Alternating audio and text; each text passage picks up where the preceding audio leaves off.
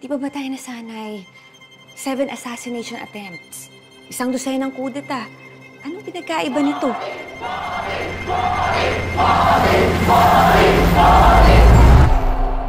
Kanina pa lang 6:30 ng umaga, may sinasabi na yung babae sa radyo na wala na raw yung mga Marcos.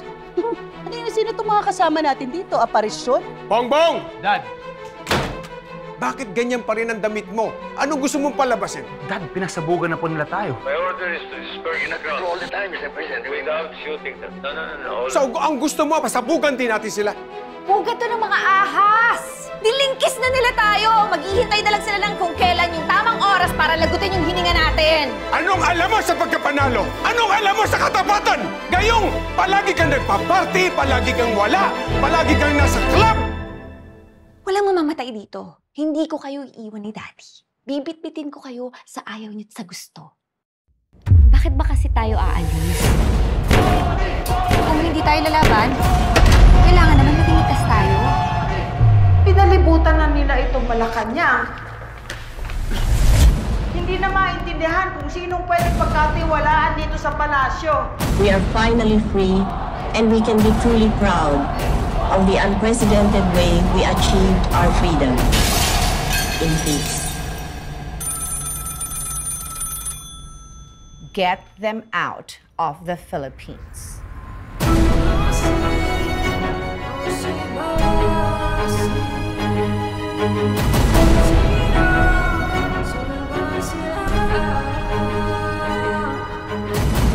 Hindi na tayo makakabalik. Makakabalik tayo. Makakabalik tayo.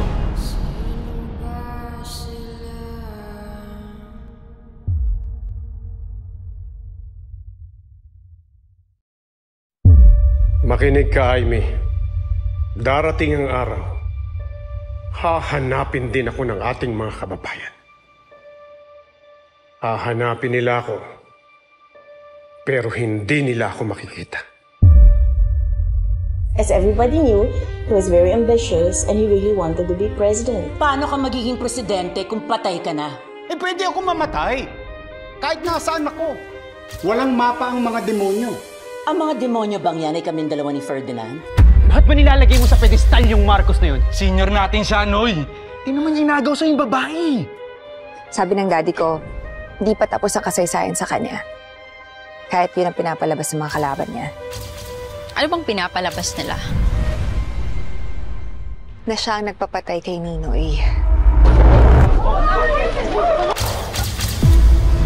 Ano naman, Dad, ang daming tao.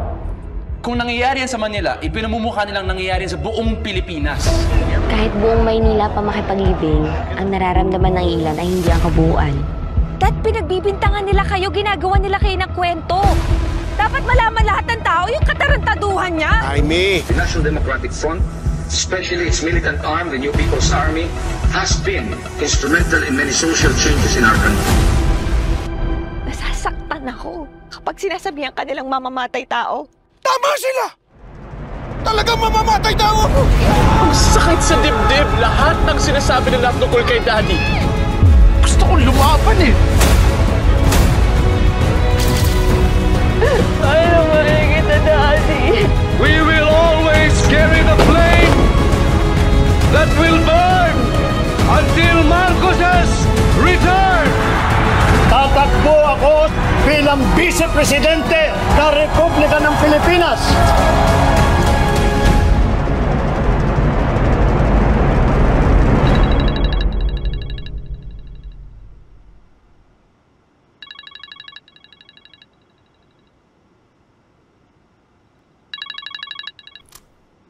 Bongit,